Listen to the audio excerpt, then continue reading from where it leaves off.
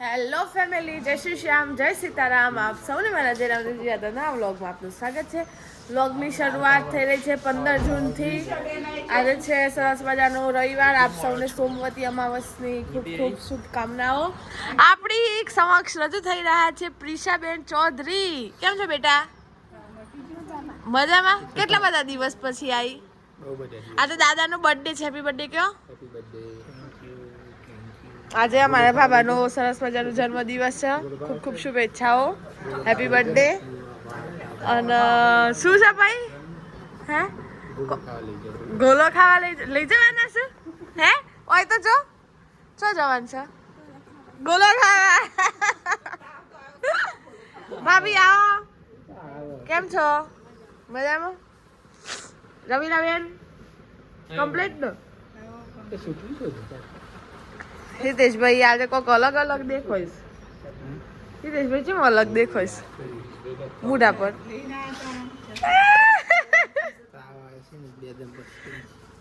તે બાબા કયો જન્મદિવસ આવ્યો? 61 એટલે 61 પતિ 62 કે 60 પતિ ને 65 સાલ. હા એટલે જ થયો ને. 61 પૂરું થઈને 62 ચાલુ થયું. બાબાને 61 વર્ષ કમ્પ્લીટ સુખમય. ક્યારે નખમાં પણ બાબાના રોગ ન થયા એટલે સરસ 61 વર્ષ કાઢ્યો છે.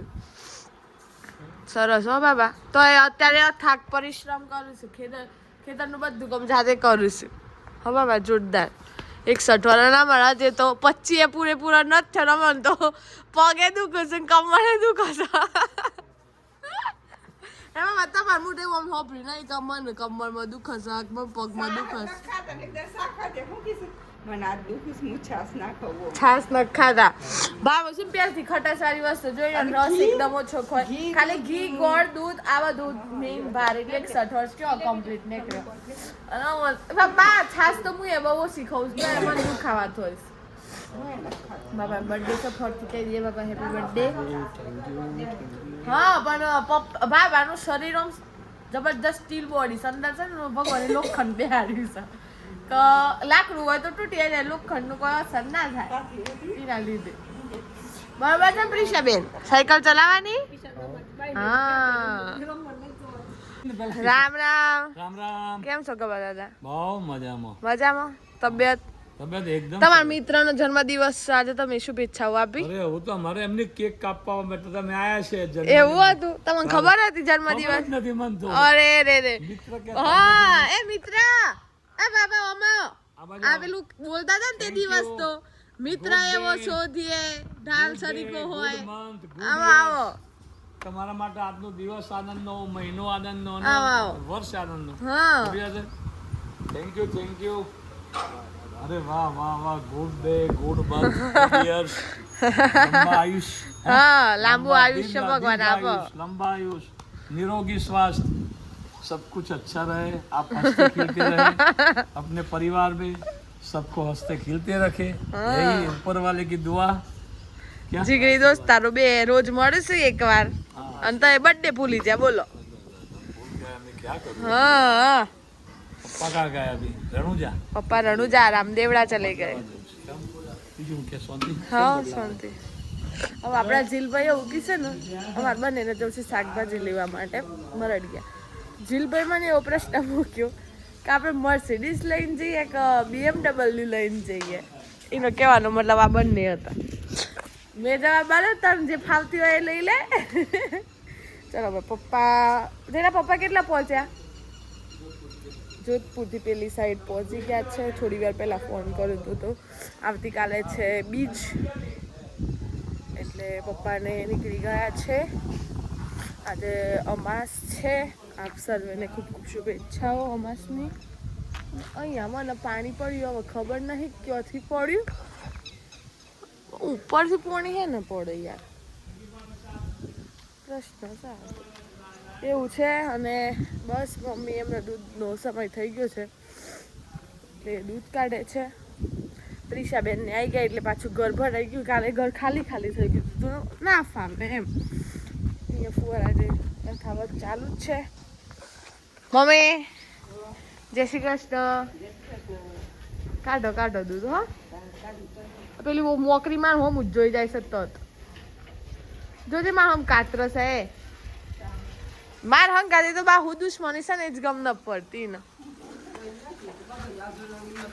ના મેં બધો નહીં કરતી મન એકલીને જ કરો છો ઓમ ડાઈ છે પણ મન જોઈને કોક કર જીલભાઈ આપણે BMW લઈને આવું છે તો ક્યારે આવું યાર મન કહે છે મર્સિડીઝ લઈને આવું BMW લઈને આવું સાયકલ લઈને પ્રિશા બેન આવી ગયા છે સાયકલ પેલા કોઠારમાંથી કાઢી દીધી છે કેમ લાગે સાયકલ બરોબર છે બેન બરોબર ચાલે ઊભી તો પણ ઓહો અહીં કાકા કરતો જીતી જી લ્યો ચાલો હિતેશભાઈ શાકભાજી લઈને આવી આવું જ ભાઈ ઓફિસે આયા લેતા હો સારા પેલા મરચા સ્મેલ વાળા લેતા એવું નહીં મળે કશું મરચો તો ખાવાનું જ નહીં મરચા ખાઈને ગાઈ છે ને અલગ તકલીફ થઈ જાય ખબર પડી ગઈ ને તમને આપણે જીલભાઈ મળી લઈએ કેમ છો જય સીતારામ જય સીતારામ હેડ જો હેડ વાંચો દેવા તો દેખ નહીં દેવું હા એમ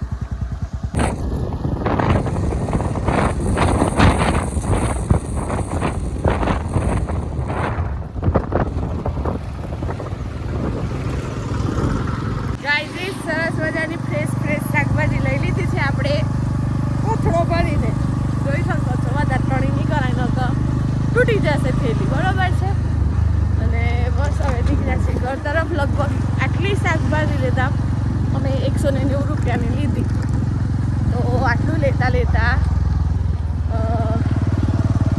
શું કહેવાય અડધો કલાક ગયો એટલું વીણી લીધું એ તો બિચારા ભાઈ હારા કહેવાય ને બોલ્યા ના બાકી માણસ આમાં તો લેવા જઈએ ને તો આટલું બધું તો વીણવા ના જ દે એક વસ્તુ વીણી લીધી અંદરથી કેવી છે તો આપણને નહીં ખબર પણ જસ્ટ બહારથી જોઈને લીધી છે અંદરથી સારી થશે અને બસ હવે ઘર તરફ જીલભાઈની પાછળ પેલા ટ્રેક્ટરનો ઓઢો જોરદાર થતી લા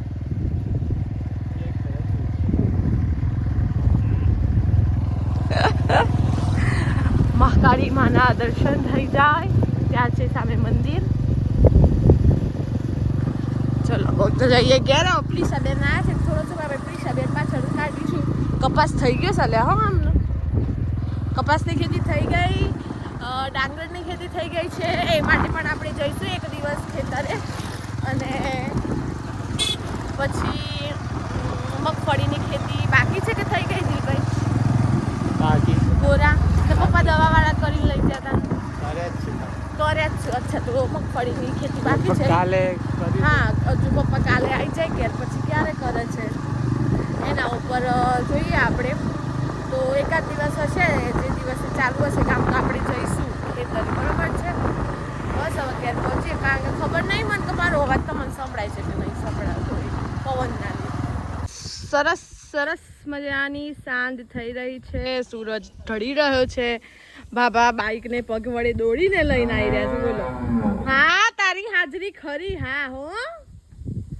હા અને આપણે બાબા સાથે વાર્તાલાપ કરીએ શું કરવાનું બાબા બાઈકના વકીલ નહીં આવે ના તો તૈયાર કરાવી દો ધૂળ થઈ જશે શું યાર ધોઈ બોઈ સાફ કરજો કાલે હા પ્રેશર ચાલુ જ છે ને આપણો મોટર લાઈટ જતું રહ્યું પાવડર લગાવીને સાફ કરું પાવડર શું કરા શેમ્પુ નાખો યાર હેરિકા સ્પેશિયલ ગ્રીન શેમ્પુ નાખો પલાળીને હા બસ કહેતા હોય તો મારું પેલું એક્ટિવા મેં લીધો હા લીલું મારા બાથરૂમમાં હે લીલું મસ્ત ચાલો પાણીમાં નાખી ઓમ કરી નાખવાનું પછી દીધું ચકચકાટ નહીં થતી બસ હવે આવું બધું છે આપણો કૂવો અહીંયા છે જુઓ કિનારો જાય છે એટલે બાપા કૂવાનું થોડું ધ્યાન આપવું પડે હા હું નહીં સાચું કહું છું હા સાઈડો ફાટી જશે ને જો મોય પડી ને તો પછી કૂવા નહીં થશે હા ગોડીને પછી એટલું ફરવું ઉપર લેવું ભર લેવું પડે બરોબર હવે આપણે વિડીયોનો એન્ડ કરીએ છીએ એટલે જો વિડીયો ગમે હોય તો લાઈક કરજો શેર કરજો ચેનલ પર ના હોય તો સબસ્ક્રાઈબ કરજો મળીએ છીએ કાલે નવા બ્લોગ સાથે ત્યાં સુધી જય શ્રી રામ જય સીતારામ